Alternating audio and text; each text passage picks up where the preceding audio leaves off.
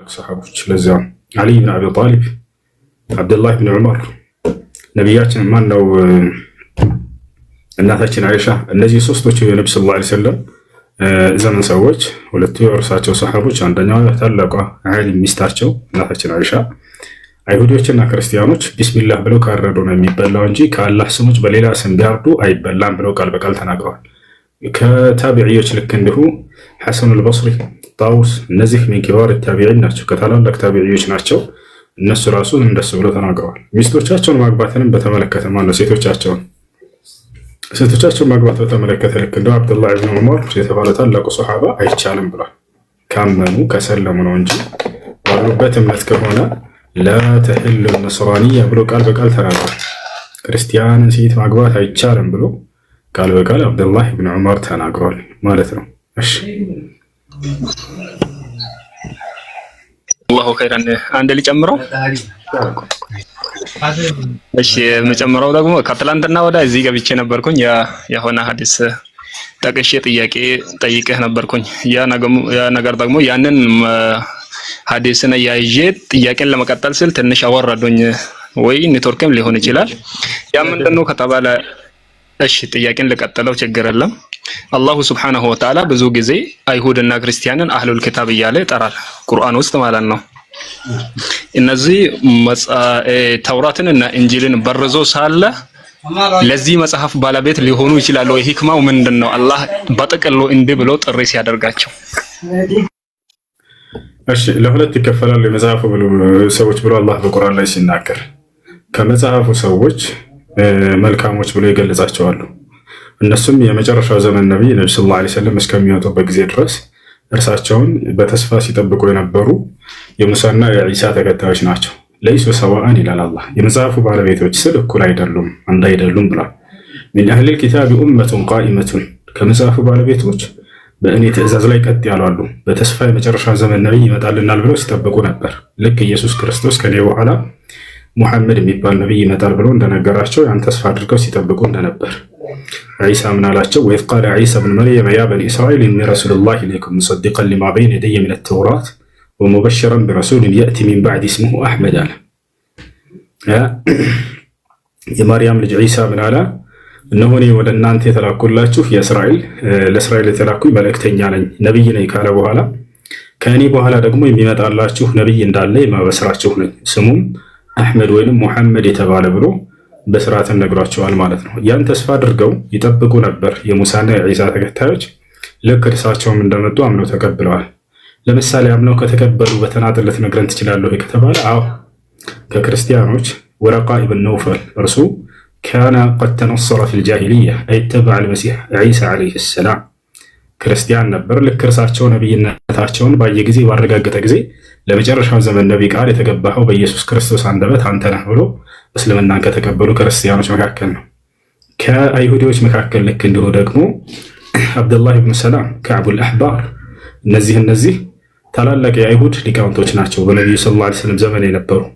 እርሱም መጥቶ ልክ እንዲሁ ለመጨረሻው ዘመን ቃል የተገባኸው በነቢያት አንደበት ይመጣል የተባልከው ነቢይ አንተ ነህ ብሎ እስልምናን ከተቀበሉት መካከል ነው አብዱላህ ብን ሰላም። ያ ነው። ኮሜንት ላይ እንዴት ነው ክርስቲያን የሆነ ሰው ቢስሚላህ ብሎ የሚያርደው እያለ ነው ኤርሚያስ። የአረብ ክርስቲያኖች አምላክን አላህ ብለው እንደሚጠሩ ታውቃላችሁ? መጽሐፍ ቅዱስ የአምላክን ስም እግዚአብሔር ሳይሆን አላህ እንደሚል ታውቃላችሁ? አላህ ነው የሚለው። ላሳያችሁ።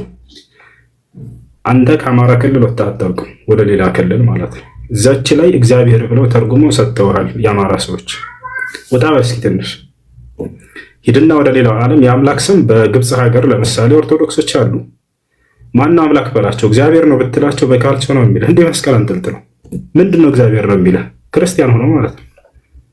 ነገር ግን ማነው አምላክ ብትለው አላህ ነው የሚለው። ከፈለክ ላሳየህ መጽሐፍ ቅዱስ ላይ የአምላክ ስም አላህ እንደሆነ። ወጣ በል እንጂ ክርስቲያኖች ቢያንስ ባትወጡ አንብቡ እስኪ ትንሽ። በአረብ ሀገር ያሉ ክርስቲያኖች አሉ። ስለዚህ በዚህ አካባቢ አምላክን ማን ብለው ነው የሚጠሩት? መጽሐፍ ቅዱሳቸውስ ምን ይላል ብላችሁ ፈልጉ እንጂ።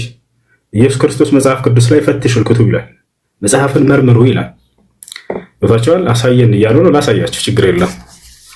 የአምላክን ስም መጽሐፍ ቅዱስ የአረበኛ መጽሐፍ ቅዱስ ማን ብለው እንደሚጠራ ነው ላሳያችሁ። እሺ ኦሪት ዘፍጥረት ምዕራፍ 1 ቁጥር 1 ይሻላል። እሱ ላይ ስላለ የአምላክ ስም አተክዊን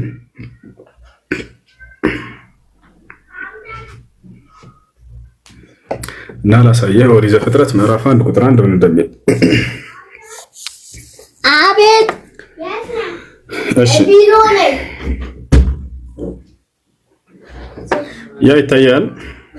ይህ መጽሐፍ ቅዱስ ኦሪት ዘፍጥረት ምዕራፍ 1 ቁጥር 1 ወይንም ጀነሲስ الرقم 1 ያው ስለዚህ ምን ይላል እዚህ ቦታ ላይ ይታያቸዋል ልጆች ፊል በድኢ خلق الله السماوات والارض ይላል። አንዴ ፊል በድኢ خلق الله السماوات والارض እሺ አላህ በመጀመሪያ ሰማይና ምድርን ፈጠረ ይላል። አማርኛው ላይ ሲያመጡ እግዚአብሔር በመጀመሪያ ሰማይና ምድርን ፈጠረ ብለውልሃል። የአረበኛው መጽሐፍ ቅዱስ ያው አላህ የሚለው ቃል ይታያል። አላህ በመጀመሪያ ሰማይና ምድርን ፈጠረ ይላል። እሱ እኮ ቁርአን ነው አለ ያቸው ክርስቲያኖች። ወላሂ ክርስቲያን ቁርአን አይደለም አረበኛ ስለሆነ ብቻ ቁርአን ነው አሉ። ቁርአን አይደለም ይሄ መጽሐፍ ቅዱስ ነው። አዲስ ኪዳንና ብሉይ ኪዳን የሚለው ላሳየህ። ያውና አልአህድል ቀዲም ይላል፣ አልአህድል ጀዲድ ይላል። ይሄ መጽሐፍ ቅዱስ ቆይ ላሳየህ። ይሄ መጽሐፍ ቅዱስ ይላል። እሺ ወደ አማርኛ ልቀይርላችሁ ምን እንደሚል መጽሐፍ ቅዱስ እንደሆነ ወደ አማርኛ። ያው መጽሐፍ ቅዱስ ብሉይ ኪዳንና አዲስ ኪዳን ይላል። ይታያቸዋል። ብሉይ ኪዳንና አዲስ ኪዳን እግዚአብሔር መጽሐፍ የአረበኛ መጽሐፍ ቅዱስ ይላል። አያችሁ አይደለ? አሁን ወደ ቋንቋ ወደ ራሳቸው ወደ አረበኛ ልመልስላችሁ። አሁን አያችሁ መጽሐፍ ቅዱስ እንደሆነ ባይብል ይላል፣ አረቢክ ባይብል። አሁን ይሄ ብሉይ ኪዳን ነው። ከፈለክ አዲስ ኪዳን ላይ ኢየሱስ ክርስቶስ አምላኩን አላህ ብሎ እንደሚጠራ ላሳየህ እና ቆይ አንድ ጊዜ ያሳየህ። አዲስ ኪዳን ላይ ይሄ አዲስ ኪዳን ነው። ያው ኢንጅል መታ ማቴዎስ ወንጌል፣ ኢንጅል መርቆስ የማርቆስ ወንጌል፣ ኢንጅል ሉቃ የሉቃስ ወንጌል፣ ኢንጅል ዮሐና የዮሐንስ ወንጌል ይላል። ያ ስፍር አዕማል الرسل የሐዋርያት ሥራ፣ ሪሳላ ኢላ አህል ሮሚያ ወደ ሮሜ ሰዎች ደብዳቤ ይላል። እሺ የሐዋርያት ሥራ ምዕራፍ 2 ቁጥር 22 ምን ይላል? ያው የሐዋርያት ሥራ እንደሆነ ቆይ ወደ አማርኛ ቀይሬ ላሳያችሁ። ታያችኋል። የሐዋርያት ሥራ ምዕራፍ 2 ቁጥር 22 ምን ይላል? ተመልከቱላም ብላችሁ አዩሃ ሪጃል الاسرائيليون አለ ጴጥሮስ ምን አለ? እናንተ የእስራኤል ልጆች ሆይ የእስራኤል ሰዎች ሆይ እስማዑ هذه الاقوال ይችን ንግግሬን ስሙ። የሱዕ الناصري የናዝሬቱ ኢየሱስ ማለት ረጅሉን ሰው ነው አለ قد تبرهن لكم من قبل الله بقوات وعجائب وآيات صنعها الله بيده አላህ ለኢየሱስ ክርስቶስ በኢየሱስ ክርስቶስ በኩል ድንቅና ተአምራትን ያደረገለት ሲሆን ለእናንተ ከአላህ ዘንድ የተገለጠ ሰው ነበር ብሎ ነገራቸው። አላህ እያለ ነው አምላኩን የሚጠራው። ስለዚህ ወጣ ብላችሁ አንብቡ። ይሄ እግዚአብሔር ብለው የነገሯቸው ከየት ነው ያመጣችሁት? ይሄን ስብራችሁ ጠይቋቸው። የትኛውም ዓለም ላይ ብትሄዱ ከክርስቲያኖች ጋር አትግባቡበት። ጭራሽ አላህ የሚለውን ስም ለማስተባበል ረክ መሰረታቸው ምንድነው? እግዚአብሔር ነው ያምላክ ስም። እሺ አላህ ጋይድ ይመስላል። ይሄን ነገር ሳይሆን በጣም መስቀው ወላሂ። እሺ ጥያቄ ያለው ሰው አለ? ጥያቄ ያለው ሰው አለ ወይ? እሺ አንተ ነህ አላህ የተረጎምከው። አልተረጎምኩትም እኮ ያለውን እኮ ነው ያሳየው። ምን ነው? እሺ ልጆች ከሚጮህ ቦታ ከሆናችሁ አንድ ማን ነው ይሰማል?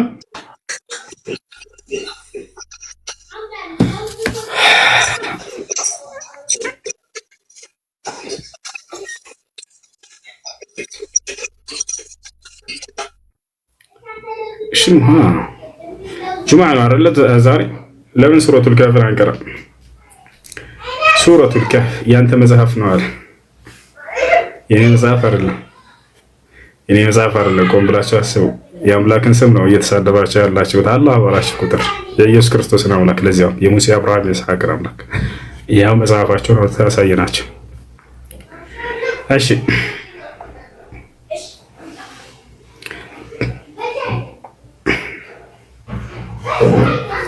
እሺ በእስልምና ስግደት ከፈሰህ አይሰራም። ለምን? በእስልምና መግማማት ስለሌለ። ይሄ በአንተ እምነት ነው። ዘረድ ያደረክ እግዚአብሔር ሆይ በሰማይ ያለህ አባታችን ስማን ከፈለክ እንትን ትላለህ። እግዚአብሔር ሆይ ሚስትህን ተገናኝተህ ረክሰህ ምናምን ትሄዳለህ ሳታጠብ። እግዚአብሔር ሆይ በሰማይ ያለህ እኛ ጋር እንደዛ አይሰራም። እኛ ጋር ንጽህና የእምነት ግማሽ ነው። ነቢያችን ሰለላሁ ዐለይሂ ወሰለም አጠሁሩ ሸጥሩል ኢማን አሉ። ንጽህና የእምነት ግማሽ ነው አሉ። ነቢያቶች ንጽህናን አስተምረዋል። ምናልባት ክርስቲያን መሰልከኝ አዲስ ኪዳን ላይ ያው ኢየሱስ ክርስቶስ የትኛውን ቦታ ላይ ሸዋር ውሰድ እንኳን አለም ታጠብ እንኳን ብሎ አያውቅም። ይወጣላ ይሄን የጻፉለት ሰዎች ማለት ነው እንጂ ኢየሱስ ዒሳ አለይሂ ሰላም ንጽህናን በደንብ ያስተማረ ንጹህ ነብይ ነው። ግን የእጅህ ላይ ያስከው መጽሐፍ ላይ ኢየሱስ አንድ ቀን እንኳን እንዴት ንጽህና እንደምትታጠብ አላስተማረም። ብትረክስ ምናምን እንደዚህ የለም፣ ታጠብ የለም። ወፍ ዝብህ መግማማት እስልምና እንደዛ ይሰራል። እሺ ይሄን ይመስላል። ጭራሽ ንጽህና ለምን አደረጉ ብሎ ጥያቄ እኮ እያነሱ ነው። ሰው እንዴት ንጽህናን ጠበቀ ብሎ ትችት ማንሳት በሃይማኖት ላይ አንተ እኮ ነበርክ ልትተች የሚገባው። የሰው ልጅን የሚያረክሰው የሚያቆሽሸው በርካታ ነገራቶች አሉ። እነዚያን ተጽዳዶ የተባልክበት ቦታ የት ነህ ብለን እኛ ማንሳት ሲገባል እኛ እናነሳም። ስለ ንጽህና ጉዳያችን አይደለም፣ ስለ መለኮታዊ ጉዳዮች ነበር የምናነሳላችሁ።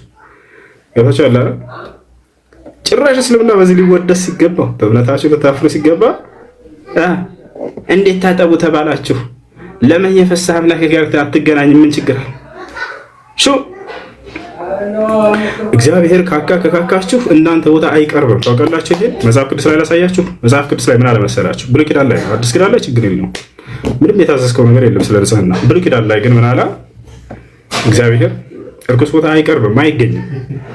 ካካ ከካካ በዚያ ቦታ ትሪው ወይም እግዚአብሔር አይገኝም። ይሄን ያለው መጽሐፍ ቅዱስ። መጽሐፍ ቅዱስ ላይ ምን አለ? እግዚአብሔር ማንኛውም ክርስቲያን ለመጽዳዳት ለመካካት በሚወጣ ጊዜ ከሰፈሩ አለ እግዚአብሔር መቆፈሪያ ይዘው ይውጣ፣ ፋስ መቆፈሪያ ይዘው ይውጣ። ከዚያስ ከካካህ በኋላ ቆፍረህ ያንን ድፈነው አለ እንደ ድመት። ካልደፈን ካለ እግዚአብሔር እኔ በዛ ቦታ አልገኝም፣ አልመጣም፣ በቃ ልባርክህም አልገኝም ማለት ከታላ። ስለዚህ እርኩስ ነገራቶች ይጣላል። እርሱ አልገኝም በዛ ቦታ። አላህ እንደዛ ብሎናል ወይ? ላ እርሱ በማንነቱ እንጂ ከአርሽ በላይ ያለው በሁሉ ቦታ አላህ ሱብሓነሁ ወተዓላ እኛን ያየናል። የእርሱን ህግና ስርዓት ከጠበቅን ይባርከናል። የትኛውም ስፍራ አሁን ችግር የለበትም። ያንተ አምላክ ግን በዚያ ቦታ ስለማልገኝ አልባርከህም አለ ጭራሽ። እኛ ግን ነቢያችን ሰለላሁ ዐለይሂ ወሰለም ወደ ሽንት ቤት እንኳን ስትገቡ እንዲህ ብላችሁ በሉ ሰይጣን ከእናንተ እንዲርቅና የአምላክ በረከት በእናንተ ላይ እንዲሰፍን ብለው ተናገሩ። ኢዛ ደኸለ አሐዱኩም አልኸላእ ፈልየቁል ቢስሚላህ አላሁመ ኢኒ አዑዙ ቢከ ሚነል ኹቡሲ ወልኸባኢስ። አንዳችሁ ወደ ሽንት ቤት በሚገባ ጊዜ ምን ይበል? አምላክ ያላህ ወይ ከሴት ሰይጣናትና ከወንድ ሰይጣናት ሁሉ ባንተ ተጠብቃለሁ በሉ። የዛን የሚያምላካችሁ ጥበቃ ይከተላቸዋል አሉ። አንተ ግን የለም፣ እንደዛ የለም። እግዚአብሔር በዛ በካካ ቦታ ላይ አልገኝም ብሏል እግዚአብሔር። ይሄን ማየት የሚፈልግ ክርስቲያን ካለ ሰየዋለሁ። ዞሮ እንደገና ሙስሊሞች እንዴት ፈሳችሁ የፈሳሽ አትጸልይ። እሺ ያኔ ያስነ እንገደገ نازل عايش سورة الكهف اللي كان أبو مدرب شو زجاج اسكتير عندي سورة الكهف اللي نقرأ سكي الله إن كان الناس سمعش كده بس زجاج بزلا شو زجاج متنور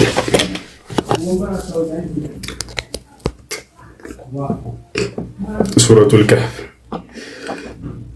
قال هذا رحمة من ربي فإذا جاء وعد ربي جعله دكاء وكان وعد ربي حقا وتركنا بعضهم يومئذ يموج في بعض ونفخ في الصور فجمعناهم جمعا. بزيه نقرأ ያኛው ተዘጋ እንዴ? ያኛው ነገ ይከፈታል።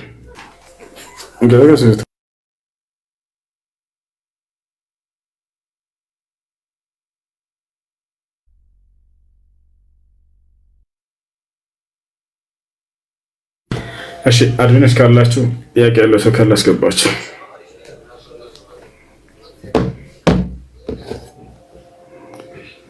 ያ ሰላም ያ ሰላም ያ ሰላም።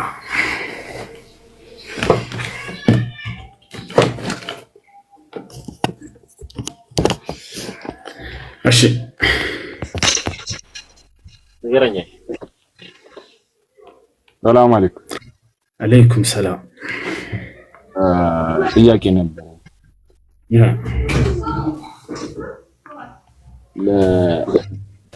ለይል ላይ አላህ Subhanahu Wa Ta'ala ይወርዳል ሲባል ወደ ቅርቢቷ ሰማይ ይወርዳል ይላል። እና እንዴት ነው ያና እንዴት እንደሚወርድ ነው ማወቅ የፈለከው?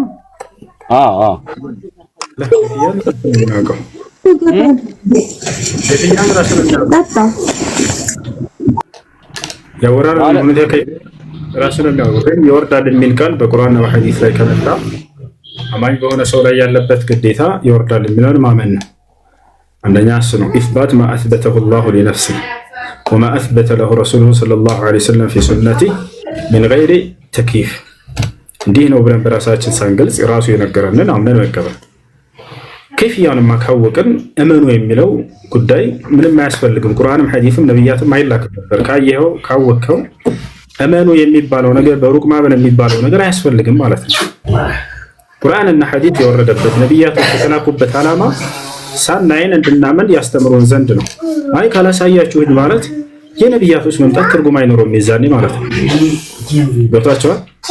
እንደ ሎጂክ ራሱ አያስኬድም፣ እንደ መንጥቅ አያስኬድም። እንደዚህ በመላእክቶች ታምናለህ አታምንም? አምናለሁ። በመላእክ ካመንክ መላእክ አይታቸው ነው ያመንከው ወይንስ ችግር የለውም በቃ አታያቸው ማየቱ መስፈርት አይሆንም? መላእክቶች ክንፍ አላቸው ብለህ ታምናለህ? ክንፋቸው ምን አይነት ነው? እንደ ዶሮ ነው ወይንስ እንደ ወፍ ነው ወይንስ እንደ ጫጩት ነው ወይንስ ምን አይነት ክንፍ ነው? ያን የማወቅ ግዴታ አለብህ የለብህም? ግን ክንፍ አላቸው ተብሎ ከተነገረ ያ ክንፉ ከይፍያው እንዴት ነው ብሎ መጠየቅ ይዛኔ በመላእክ እመኑ የሚለው ጉዳይ ምንም ጥቅም አይኖረውም ማለት ነው። ገብቶሃል አይደል? አላህ ሱብሓነሁ ወተዓላ ስለዚህ ስለ ባህሪያቶቹ ሲነግረን ጊዜ እርሱ በነገረን መልክ አዎ አለ ብለን እንድናምን ዘንድ ነው በነቢያቶች በኩል ማለት ነው። ያን ከይፍያውን እንዴት ነው እጁ፣ እንዴት ነው አይኑ፣ እንዴት ነው አወራረዱ፣ እንዴት ነው ከአርሽ በላይ መሆኑ ብለን ከጠየቅን ያንንም ነቢያቶችም ራሱ ያንን አያውቁም። በእውቀት ደረጃ ነው እንጂ ያንን ነገር ያስተማሩን ከይፍያውን ሁኔታውን ላ ያዕለሙሁ ኢለላህ ሱብሓነሁ ወተዓላ አላህ ብቻ ነው የሚያውቀው። ገብቶሃል አይደል? ፀሐይ እንዳለች እመኑ አላለም አላህ። ለምን? ስለምናያት። ጨረቃ እንዳለች እመኑ አላለም። ለምን? ስለምናያት። የማይታዩ ነገራቶችን ግን ምንድነው በእነርሱ ነው እመኑ የተባሉ በመላእክቶችም ሆነ በሰው በማንኖች እንዳሉ አላህ ሱብሓነሁ ወተዓላ ልክ በእንዲህ አይነት ነገራቶች በቀብር ቅጣት፣ በጀነት፣ በጀሃነም ያንን እንግዲህ ካያችሁ እመኑ የሚለው ነገር ጥያቄ ይዛኔ አያስፈልግም። ነብያት የማይላክ መጽሐፍ ነው። ገብታል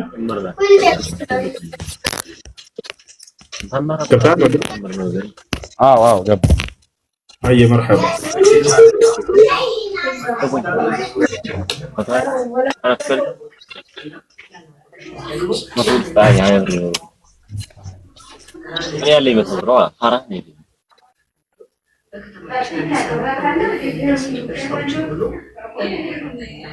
እሺ ጥያቄ አለ? ቀጥል። ጥያቄ አለ? ከሌላችሁ ልጆች አትላኩ። እሺ ከሌላችሁ አትላኩ። ንዝሉም ተሕት አውርዳቸው።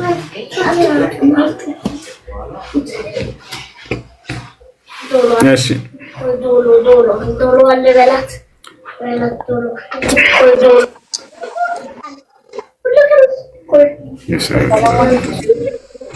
ወሰላም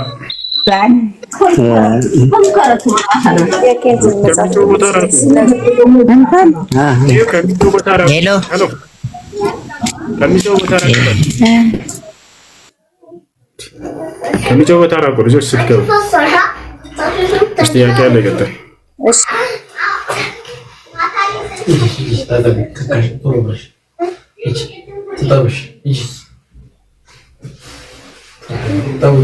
እሺ ጥያቄ አለ? ቀጥል። ከሌላችሁ አትላኩ ልጆች፣ ከላካችሁ ደግሞ ከሚጨው ቦታ ራቁ።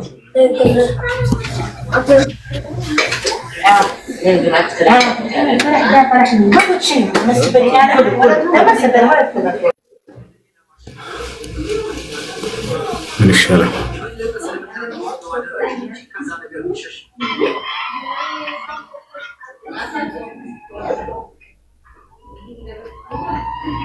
እሺ ቢል የሚለው ከሚጨው ቦታ ራቅ ብለህ ጠይቀሽ።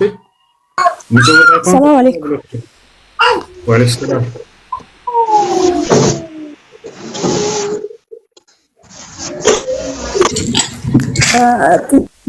ጥያቄ አለኝ። የርቀት ጋብቻ እንዴት ይታያል በሸሪዓ? ለምሳሌ ያለ ሌላ አገር የሚኖር ከሆነ እዛ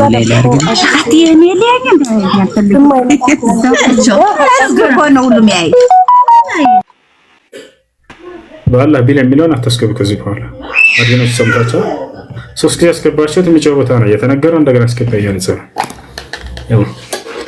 ከሚጮህ ቦታ ሆኖ የገባ ሰው አሁን ብሎክ ይደረጋል። እሺ ማውረድ አይደለም ብሎክ ማትስማዕን ክላው አንቱም ተخرجتم من አንደኛ ጨ ከአንደኛ ጨ ነው የተመረቃችሁት። ቢያንስ እስከ 6ኛ ክፍል ድረስ ሳትማሩ ነው እንደዛ እንደታውቁት። እሺ ጥያቄ አለ ገጣ ጥያቄ አላችሁ የገባችሁ ሰዎች?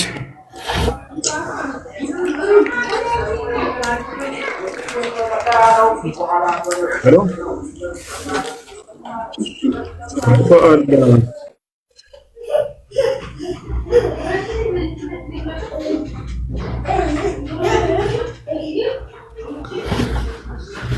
يا سلام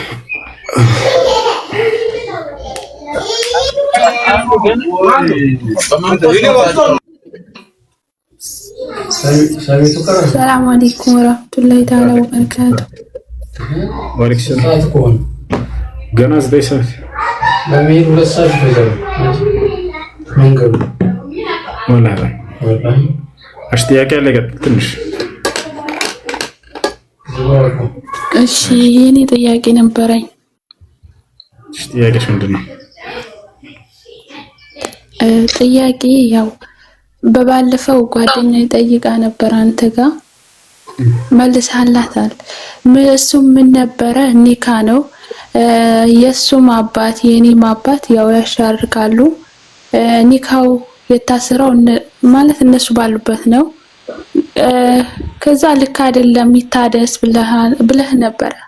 ከዛ ስጠይቅ ደግሞ እዛ ሀገር ላይ ስጠይቅ እነሱ አይደለም ያሰሩት ኒካው አባትሽና አባትም ሆነ የሱም አባት አይደለም ኒካው ያሰረው ሌላ ሰው ነው። እነሱ ሰው ወክለው ነው። እነሱ ማን የወከሉት ስጠይቅ አይ የዚህ ሰፈሩ ላይ ያለ የሚባል ሼክ ነው የወከለው። አባትሽም ሰፈሩ ላይ ያለ የሚባል ሼክ ነው የወከለው። የሱም አባት እንደዛ ነው። ለምንድን ነው እንደዛ የተደረገው ስጠይቅ ግዴታ የሚያውቅ ሰው አረብኛ የሚያውቅ ሰው መሆን አለበት ምናምን አሉኝ። እሺ ያን ሰዎች ያሻርካሉ ወይ ምናምን ብዬ ስጠይቅ አይ አያሻርኩም፣ ያ የተወከሉ ሰዎች ማለት ነው አያሻርኩም ተባልኩኝ። እነሱ እስካላሻረኩ ድረስ ኒካው ትክክል ነው ምናምን አልተባልኩኝ። አይ አይሆንም ብዬ እኔ ደግሞ አንተ ጋር ልጠይቅ መጣሁኝ ማለት ነው። ጨርሽ? አዎ ጨርሻለሁ።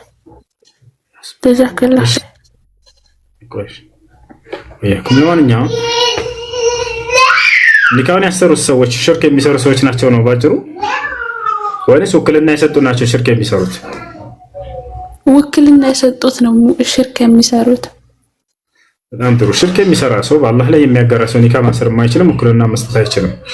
ግን የሀገሪቱ ሸሪዓ ፍርድ ቤት ካሰረው እነሱ በአላህ ላይ የማያጋሩ ከሆነ የዛኔ ይሆናል፣ ችግር የለውም። ነገር ግን ኒካውን ያሰሩት ወይንም ውክልና የሰጡት በአላህ ላይ የሚያጋሩ ሽርክ የሚሰሩ ሰዎች ከሆኑ እነሱ ወኪል ወልይ መሆን አይችሉም። አላህ በቁርአን ላይ ሲናገር ወልሙእሚኑነ ወልሙእሚናቱ ባዕዱሁም አውሊያኡ ባዕድ ይላል። ወንድ አማኞች ለሴት አማኞች አንዳቸው ለሌላቸው ወኪሎች ናቸው ብሏል። በአላህ ላይ የሚያጋራ ሰው ወኪል መሆን አይችልም። ስለዚህ ኒካሁ እንደገና መታሰር አለበት ማለት ነው። በአላህ ላይ የማይጋራ ሰው ማሰር አለበት። ውክልና ከሰጠ አንዴ ተደግመዋለህ እንትን ማለት ሪከርድ አድርጌ ልልክለት ማለት ነው ለባለቤት ነገራቸው። ችግር የለም ነገራቸው አንቺ ባለበት። እሺ ሪከርድ አድርግሽ። እሺ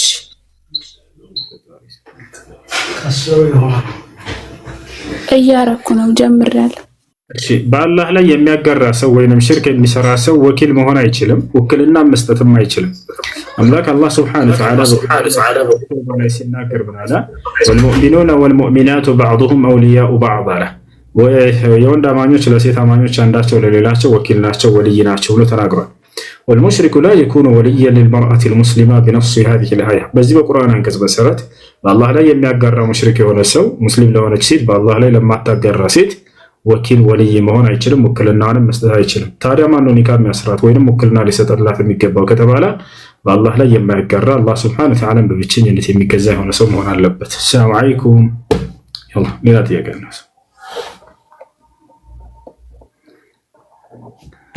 السلام عليكم እህታችን። እሺ ጀዛከላህ ኸይር። ሰላም አለይኩም። ወአለይኩም ሰላም ወራህመቱላሂ ወበረካቱ። ወአለይኩም ሰላም። ጥያቄ ነበረኝ። ምን ይሰማል? ተሰምቶማ ሰላምታው ላይ የመስለስን እኮ በይ ሲበይ እንጂ። እሺ እንትን የርቀት ጋብቻ እንዴት ይታያል? ለምሳሌ የርቀት ጋብቻ ስልክ ሚስት ሀገር ላይ ሆና ባል እዛ ሆኖ ማስተዳደር አልችልም እንትን ኑሮ ከብዶኛል ብሎ ሚስትን ወደ ሀገር ሸኝቶ እዛ ሌላ አግብቶ መቀመጥ በሸሪዓው እንዴት ይታያል? የዚች ሀገር ያለችዋን ሀቅ እንዴት ነው የሚወጣው በሸሪዓው? ይሄን ታስረዳኛለህ? እሺ እህት ይሰማሻል? እንዳልደጋግም በኋላ ይሰማሻል? ይሰማኛል። እንዴት አድርገሽ አዳምጪሽ? የሚረብሽ ድምጽ ስላለሽ ካንቺ ጋር እሺ? ይሰማል። እሺ አዳምጪ። አይ እና እርሱ ምንድነው ሰውየው ሳዑዲ ላይ ሚስት አለው። ገብታችሁ አይደል? አንድ ጊዜ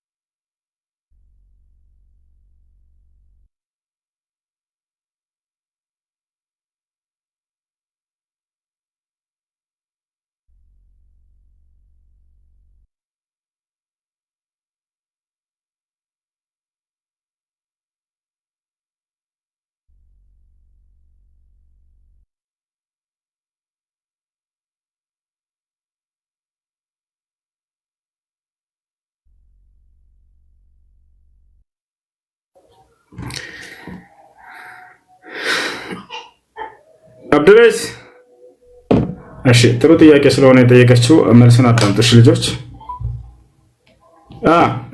እንሂድ ነው እየተባለ ነው። እንሂድ ወላሂ አይ ባላ ሳዑዲ ነው ያለው። እሷም አብራው ሳዑዲ ትኖር ነበር። የማስተዳደር አቅሙ ችሎታው የለኝም እና አሁን ወደ ሀገር አንቺ ሂጂ ብሎ ኢትዮጵያ ላካት።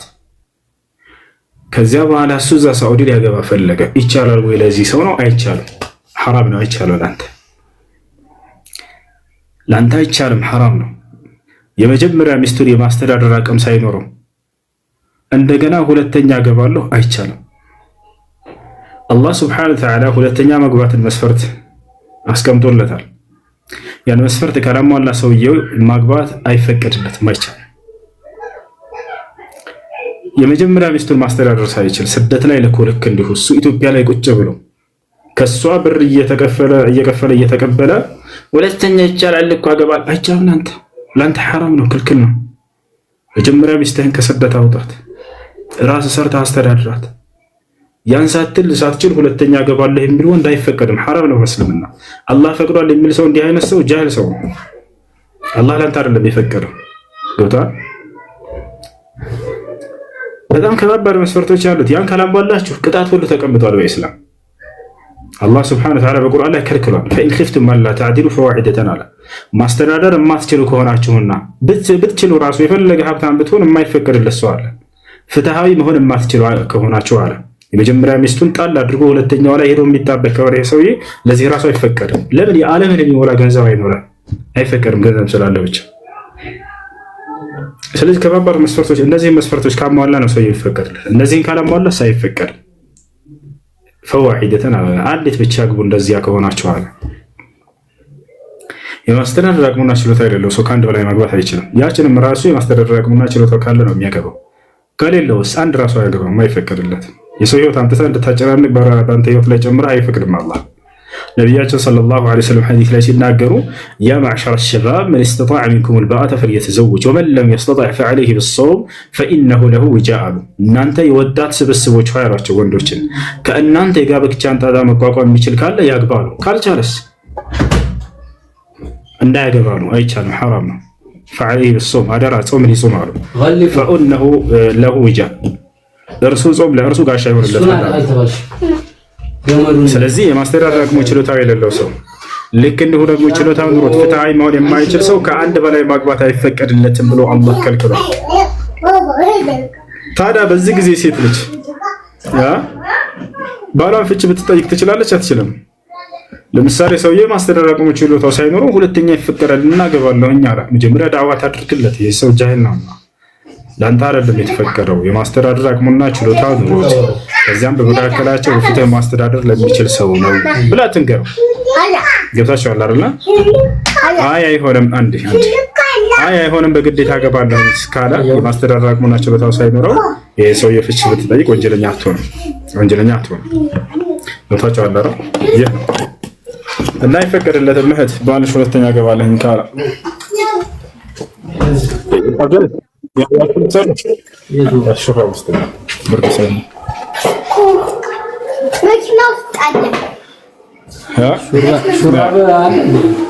ከዛ አውጥታችኋል።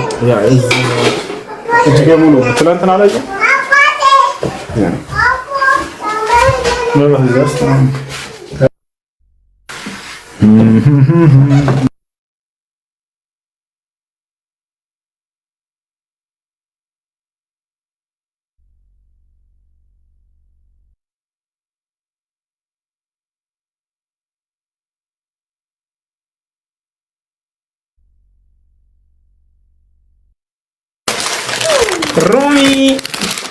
ሮሚ አሰላሙ አለይኩም በይ።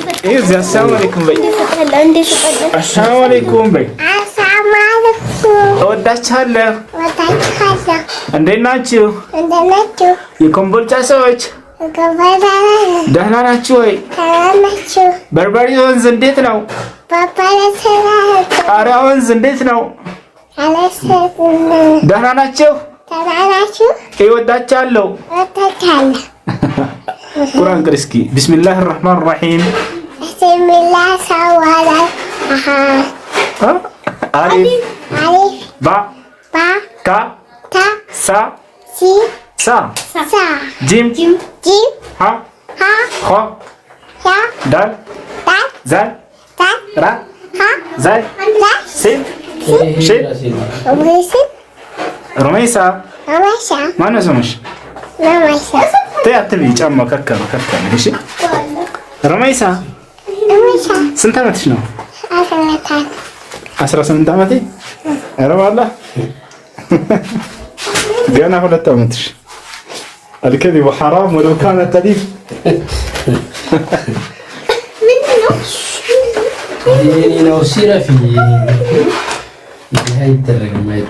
يا سلام يا سلام يا سلام.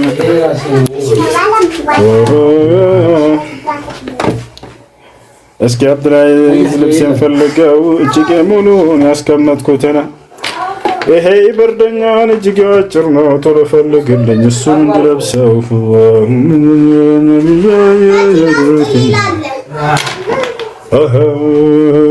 መኪና ውስጥ ያለው ለኔ አይሆነኝም እሱን ለብሼው ወዴትም አልሄድም። እሱ አይመቸኝም ለኔ አይሆነኝም። ማነው አብዱላይዝ መንዙማ እያለ ሙፍቲ المملكة ሰርገንዳ እኔ እኮ ቤት እንዴት ነው የሚመታልኝ ነው። ቤት እንዴት ነው የሚመታልኝ? ቤት አልፎ ራሱ መስኮት እኮ ይመታል። የምገጥመው ግጥም ያ አላህ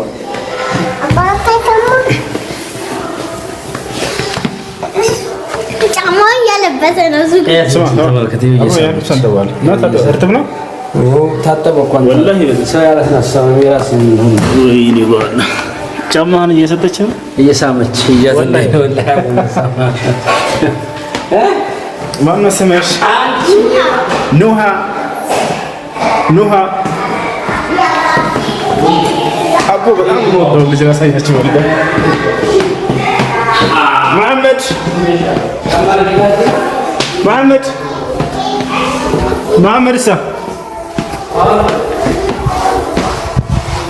መሐመድ ሳ አንቺ መሐመድ ሳ አቤት ከአባቴ ጋር ኳስ እያየ ነው ወላሂ ቀሽ መሐመድ ቆይ አንዴ ላሳያችሁ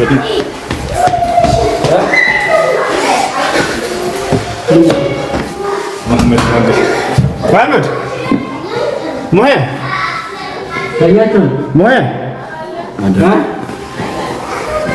ሰዋት ክለብ ተኝተዋል ወላሂ አረባናት ፍራይዝ መሐመድ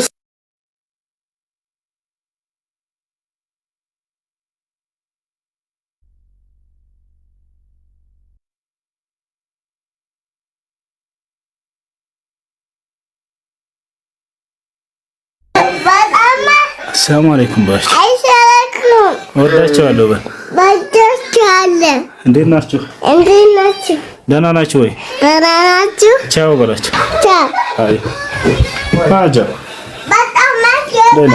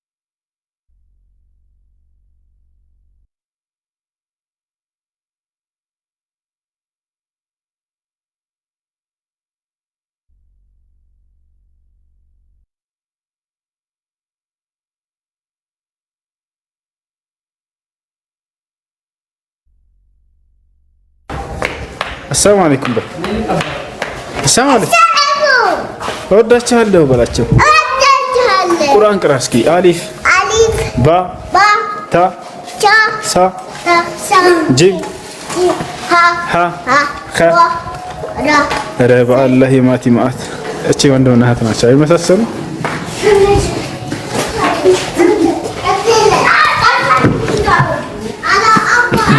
ያ ሰላም ቀብዩ መሐመድ ቀብዩ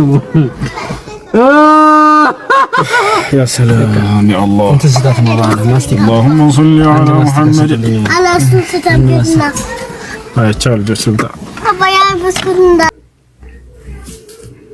ነገ ይከፈታል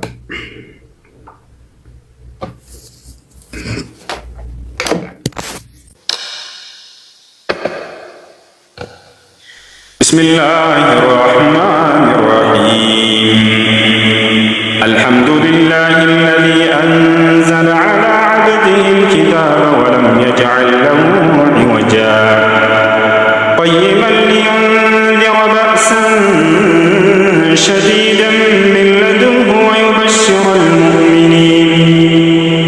ويبشر المؤمنين الذين يعملون الصالحات أن لهم أجرا حسنا ماكثين فيه أبدا وينذر الذين قالوا اتخذ الله ولدا ما لهم به من علم ولا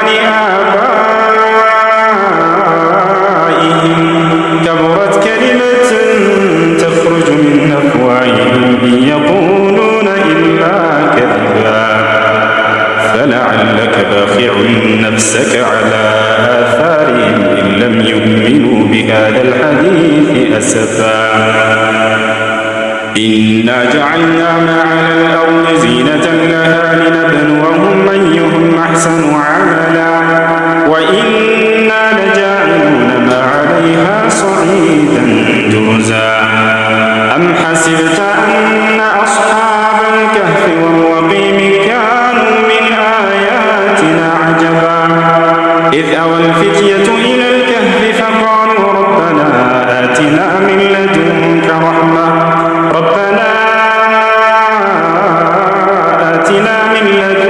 رحمة وهيئ لنا من أمرنا رشدا فضربنا على آذانهم في الكهف سنين عددا ثم بعثناهم لنعلم أي الحزبين أحصى لما لبثوا أمدا نحن نقص عليك نبأهم بالحق إنهم فتية آمنوا بربهم وزدناهم هدى وربطنا على قلوبهم إذ قاموا فقالوا ربنا رب السماوات والأرض لن ندعو من دونه إلها لقد قلنا إذا شططا هؤلاء قومنا اتخذوا من دونه آلهة لولا يأتون عليهم بسلطان بين فمن أظلم ممن افترى على الله كذبا وإذ اعتزلتموهم وما يعبدون إلا الله فأووا إلى الكهف ينشر لكم ربكم من رحمته ويهيئ لكم من أمركم مرفقا وترى الشمس إذا طلعت تزاور عن كهفهم ذات اليمين وإذا غربت تقرضهم ذات الشمال وهم في فجوة منه ذلك من آيات الله من يهد الله فهو المهتد ومن يضلل فلن تجد له وليا مرشدا وتحسبهم أيقاظا وهم رقود ونقلبهم ذات اليمين وذات الشمال وكلبهم باسط ذراعيه بالوصيد لو اطلعت عليهم لوليت منهم فرارا ولملئت منهم رعبا وكذلك بعثناهم ليتساءلوا بينهم قال قائل منهم كم لبثتم قالوا لبثنا يوما أو بعض يوم قالوا ربكم أعلم بما لبثتم فابعثوا أحدكم بورقكم هذه إلى المدينة فلينظر أيها أزكى طعاما فليأتكم برزق منه وليتلطف ولا يشعرن بكم أحدا إنهم إن يظهروا عليكم يرجموكم أو يعيدوكم في ملتهم ولن تفلحوا إذا أبدا وكذلك أعثرنا عليهم ليعلموا أن وعد الله حق وأن الساعة لا ريب فيها إذ يتنازعون بينهم أمرهم فقالوا بنوا عليهم بنيانا ربهم أعلم بهم قال الذين غلبوا على أمرهم لنتخذن عليهم مسجدا سيقولون ثلاثة رابعهم كلبهم ويقولون خمسة سادسهم كلبهم رجما بالغيب ويقولون سبعة وثامنهم كلبهم قل ربي أعلم بعدتهم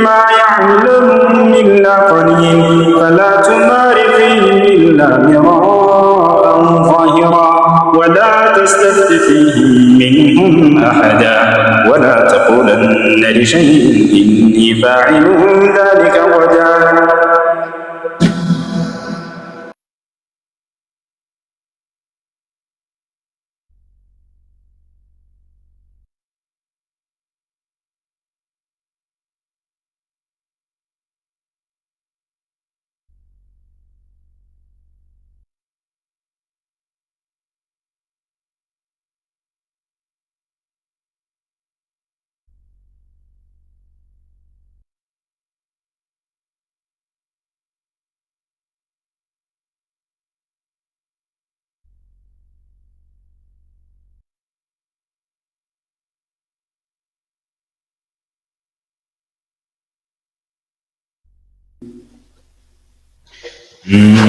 ولا تقولن لشيء إني فاعل ذلك غدا إلا أن يشاء الله.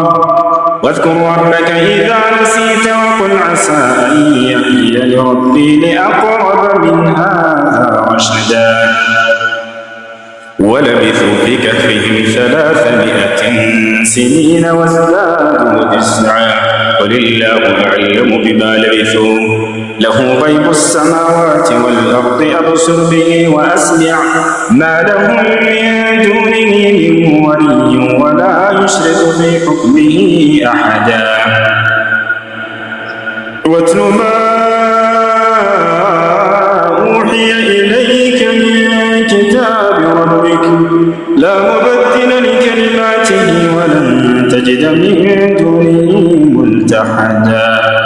واصبر نفسك مع الذين يدعون ربهم بالغداة والعشي يريدون وجهه ولا تعد عيناك عنهم تريد زينة الحياة الدنيا ولا تطع من أغفلنا قلبه عن ذكرنا واتبع هواه وكان أمره فرطا.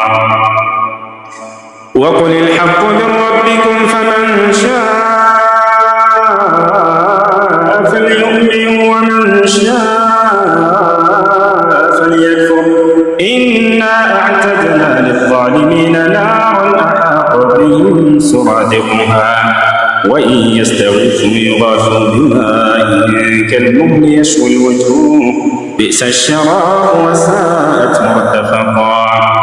إن الذين آمنوا وعملوا الصالحات إنا لا نضيع أجر من أحسن عملا أولئك لهم جنات عدن تجري من تحتهم الأنهار يحلون فيها من أساور من ذهب ويلبسون ثيابا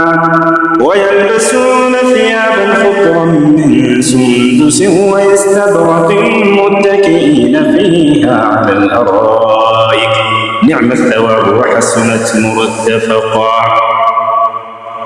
واضرب لهم مثلا رجلين جعلنا لأحدهما جنتين من أعناب وحففناهما بنخل وجعلنا بينهما زرعا كلتا الجنتين آتت أكلها ولم تظلم منه شيئا وفجرنا خلالهما نهرا. وكان له ثمر فقال لصاحبه وهو يحاوره أنا أكثر منك مالا وأعز نفرا. ودخل جنته وهو ظالم لنفسه قال ما أظن أن تبيد هذه أبدا وما أظن الساعة قائمة ولئن رددت إلى ربي لاجدن خيرا منها منقلبا. قال له صاحبه وهو يحاوره أكفرت بالذي خلقك من تراب ثم من نطفة ثم سواك رجلا لكنه الله ربي ولا أشرك بربي أحدا. ولولا إذ دخلت جنتك قلت ما شاء الله لا قوة إلا بالله إن ترني أنا أقل منك مالا وولدا فعسى ربي أن يؤتيني خيرا من جنتك ويرسل عليها حسبانا من السماء فتصبح صعيدا زلقا أو يصبح ماؤها غورا فلن تستطيع له طلبا وأحيط بثمره فأصبح يقلب كفيه على ما أنفق فيها وهي خاوية على عروشها ويقول يا ليتني لم أشرك بربي أحدا ولم تكن له فئة ينصرونه من دون الله وما كان منتصرا هنالك الولاية لله الحق هو خير ثوابا وخير عقبا واضرب لهم مثل الحياة الدنيا كماء أنزلناه من السماء فاختلط به نبات الأرض فأصبح هشيما تذروه الرياح وكان الله على كل شيء مقتدرا المال والبنون زينة الحياة الدنيا والباقيات الصالحات خير عند ربك ثوابا وخير أملا ويوم نسير الجبال وترى الأرض بارزة وحشرناهم فلم نغادر منهم أحدا وعرضوا على ربك صفا لقد جئتمونا كما خلقناكم أول مرة بل زعمتم أن لن نجعل لكم موعدا ووضع الكتاب فترى المجرمين مشفقين مما فيه ويقولون يا ويلتنا ما لهذا الكتاب لا يغادر صغيرة ولا كبيرة إلا أحصاها ووجدوا ما عملوا حاضرا ولا يظلم ربك أحدا وإذ قلنا للملائكة اسجدوا لآدم فسجدوا إلا إبليس كان من الجن ففسق عن أمر ربه أفتتخذونه وذريته أولياء من دوني وهم لكم عدو بئس للظالمين بدلا ما أشهدتهم خلق السماوات والأرض ولا خلق أنفسهم وما كنت متخذ المضلين عضدا ويوم يقول نادوا شركائي الذين زعمتم فدعوهم فلم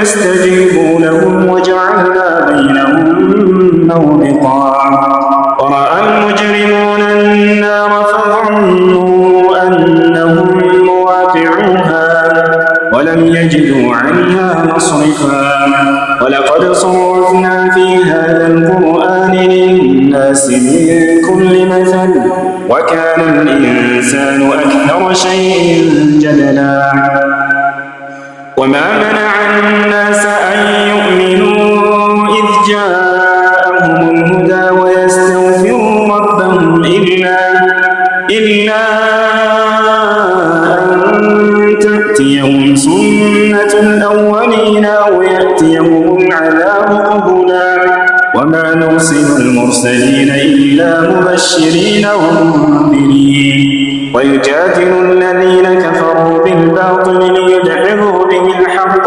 واتخذوا آياتي وما أنذروا هزوا ومن أظلم ممن ذكر بآيات ربه فأعرض عنها ونسي ما قدمت يداه إنا جعلنا على قلوبهم أكنة أن يفقهوا وفي آذانهم وقرا وإن تدعهم إلى الهدى فلن يهتدوا إذا أبدا ربك الغفور ذو الرحمة لو يؤاخذهم بما كسبوا لعجل لهم العذاب بل لهم موعد لن يجدوا من دونه موئلا وتلك القرى أهلكناهم لما ظلموا وجعلنا لمهلكهم موعدا. وإذ قال موسى لفتاه لا أبرح حتى أبلغ مجمع البحرين أو أمضي حقبا فلما بلغا مجمع بينهما نسيا حوتهما فاتخذ سبيله في البحر عجبا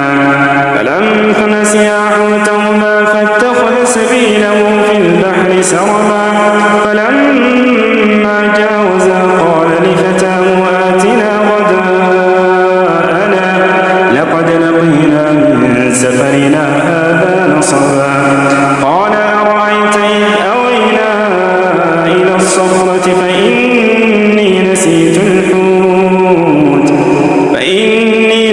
الحوت وما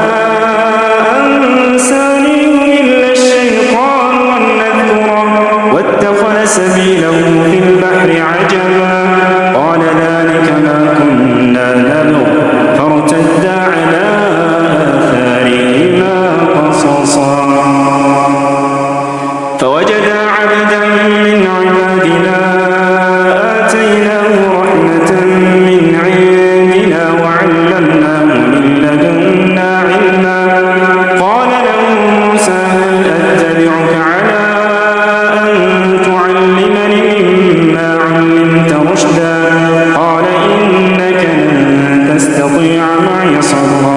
وكيف تصبر على إن شاء الله صابرا ولا أعصي لك أمرا.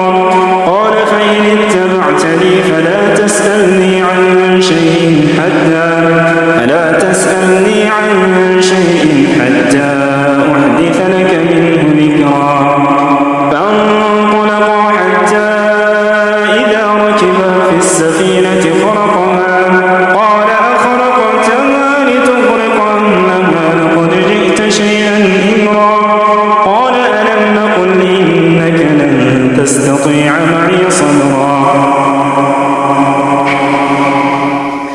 قال لا تؤاخذني بما نسيت ولا ترهقني من أمري عسرا. فانطلقا حتى إذا لقيا غلاما فقتله. قال أقتلت نفسا زكية بغير نفس لقد جئت شيئا نكرا. قال ألم أقل لك إنك لن تستطيع معي صبرا. قال إن سألتك عن شيء بعدها فلا تصاحبني قد بلغت من لدني عذرا. فانطلقا حتى إذا أتيا أهل قرية استطعما أهلها فأبوا أن يضيفوهما فوجدا فيها جدارا يريد أن ينقض فأقاما. قال لو شئت لاتخذت عليه أجرا. يا سلام.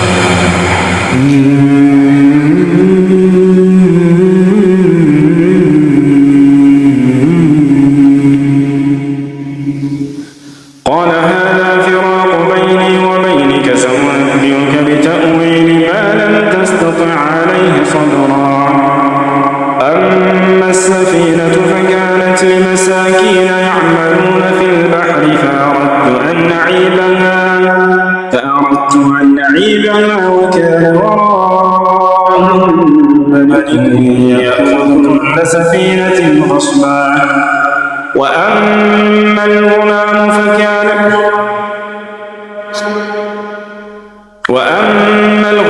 فكان أبواه مؤمنين فخشينا أن يرهقهما طغيانا وكفرا. فأردنا أن يبدلهما ربهما خيرا منه زكاة وأقرب رحما.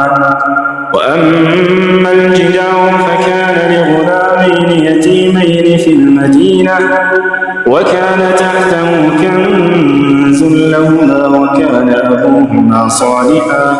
فأراد ربك أن يبلغا أشدهما ويستخرجا كنزهما رحمة من ربك وما فعلته عن أمري أمري ذلك تأويل ما لم تستطع عليه صبرا ويسألونك عن القرنين قل سأتلو عليكم منه ذكرا إنا مكنا له في الأرض وآتيناه من كل شيء سببا فأتبع سببا حتى إذا بلغ مغرب الشمس وجدها تغرب في عين حمئة ووجد عندها قوما قلنا يا ذا القرنين إما أن تعذب وإما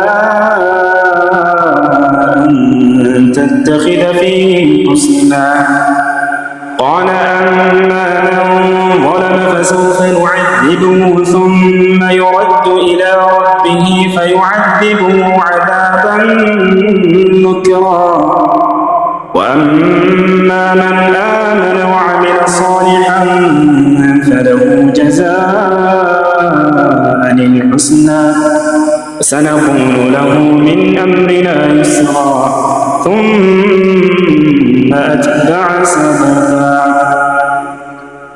حتى إذا بلغ مطلع الشمس وجدها تطلع على قوم لم نجعل لهم من دونها سترا كذلك وقد أحطنا بما لديه خبرا ثم أتبع سببا حتى إذا بلغ بين السدين وجد من دونهما قوما لا يكادون يفقهون قولا قالوا يا ذا القرنين إن يأجوج ومأجوج مفسدون في الأرض فهل نجعل لك خرجا على أن تجعل بيننا وبينهم سدا قال ما مكنني فيه ربي خير فأعينوني بقوة أجعل بينكم وبينهم ردما آتوني زبر الحديد حتى إذا ساوى بين الصدفين قال انفخوا حتى إذا جعله نارا قال آتوني أفرغ عليه قطرا فما استطاعوا أن يظهروا وما استطاعوا له نقبا